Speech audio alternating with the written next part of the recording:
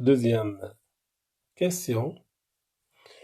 Donc, résoudre l'équation différentielle y seconde plus 2y prime plus 2y égale à 2x.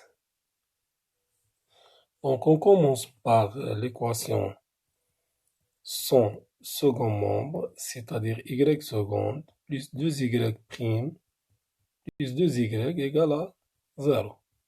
L'équation caractéristique, c'est r au carré plus 2r plus 2 égale à 0.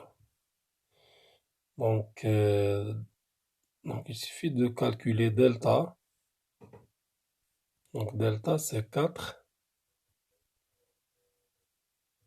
C'est 2 au carré, c'est 4 moins 8, c'est moins 4.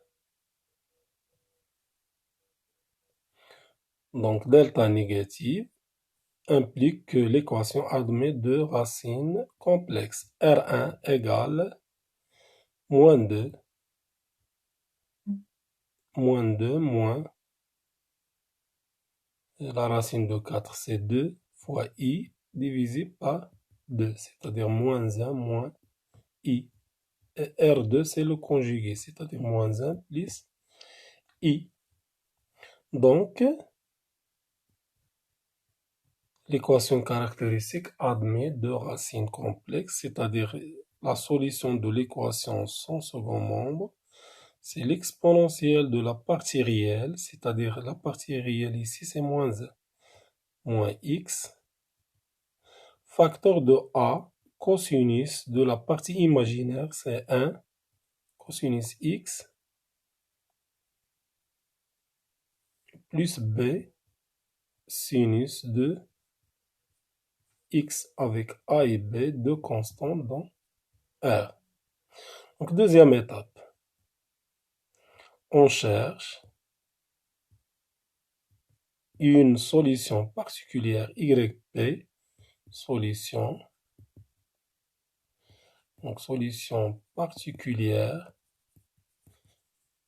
de l'équation différentielle E. Donc, puisque le second membre f de x s'écrit sous la forme de 2x, donc polynôme de degré 1, donc 2x ou bien 2x fois l'exponentielle de 0x, ou bien donc s'écrit sous la forme 2x fois l'exponentielle 0x. On va prendre le 0. Est-ce que 0, donc la question qui se pose, est-ce que 0 est racine de l'équation caractéristique? Donc l'équation caractéristique admet deux racines, moins 1 moins i, moins 1 plus i. Donc 0 n'est pas racine. N'est pas racine de l'équation caractéristique. Donc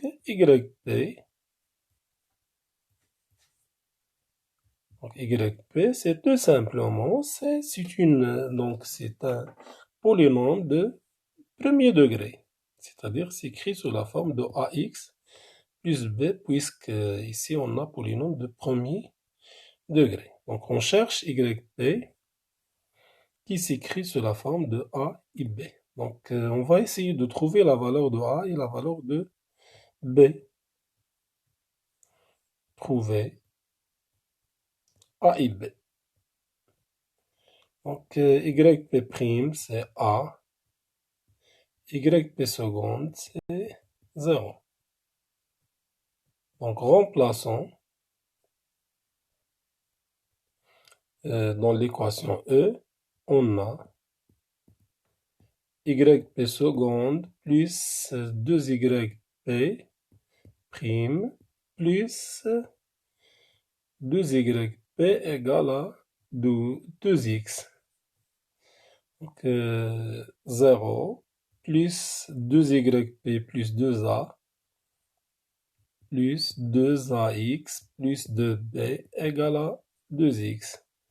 C'est-à-dire 2ax plus 2a plus 2b égale à 2x implique que 2a égale à 2. Donc 2a égale